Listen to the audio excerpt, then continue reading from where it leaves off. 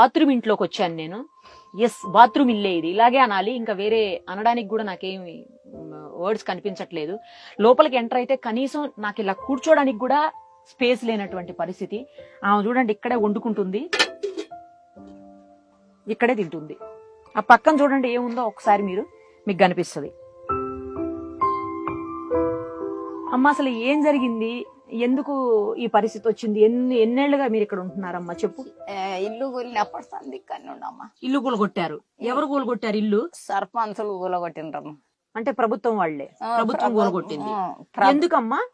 ఎందుకో అది కూలగొట్టినప్పుడు సందే ఇక ఈ బాత్రూమ్ అయింది. ఇక బాత్రూమ్ లో ఉంటున్నాం అమ్మ. 2 బిడ్డలు, నేను దేశాలు పోయినరు. ఒక బిడ్డ ఉప్పటి పనికి పోయింది, ఒక బిడ్డ పిల్లలు ఆడిపోయినరు.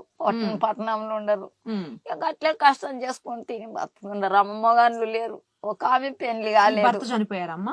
నా భర్త, నా పిల్లలు చిన్న చిన్న ఉన్నప్పుడే చనిపోయిందమ్మా. పెద్ద ఆమె ఇల్లు, ఆయమ్మకు కొడుకు 2 బిడ్డలు ఉండరు. ఇప్పుడు మళ్ళా పొట్టతోటి ఉండదు ఆమె. ఎందుకు కూలగొట్టారు ఇల్లు? అసలు కట్టిస్తామని కూలగొట్టిండ్రు. వేరే ఇల్లు కట్టిస్తామని కట్టిస్తామని కూలగొట్టిండ్రు. ఇక కరెంట్లు దిగిపోతే ఏమంటారంటే కాంట్లేట్ ఇవ్వండి, లేకుంటే మెకానికల్ దొలకొచ్చుకోండి, ఏడగా అడ్డా చేస్తారో చేయండి అంటాడు సర్పంచ్ గారు. అప్పటి నుంచి ఇక్కడ 4 ఏళ్ల నుంచి ఇక్కడే రూమ్ లో, ఇదే రూమ్ లో పండ్ల పడుకున్నామమ్మా. ఇక్కడ నిన్న మొన్నటి దాకా మీరంతా ఇందులో బాత్రూమ్ కి లెటరిన్ కి వెళ్ళి ఉంటారు కదా. ఇది కడుక్కుంటా ఆడ అలుకూత చేసుకొని ఇక తింటానే ఉంటా. మాసింత చెట్టు కిందకి వెళ్ళి ఇట్లా చల్లుకుంటా. వరపు అయితే సామిడి అంతా చల్లుకొని ఇక పోయి వంట ఐటాల కల్లా పోయింది బయటికి ఎడతా పట్టాం కదమ్మా. ఇక ఈడనేమో 2 వండుకుంటాం. ఈడిద్దరు తల్లి కొడుకు వండుకుంటారు. ఇక ఈడ నేను వండుకుంటామా. ఈ కుండి మీద సామాను ఉంటది, ఈ కుండి మీదే పెడతాం సామాను.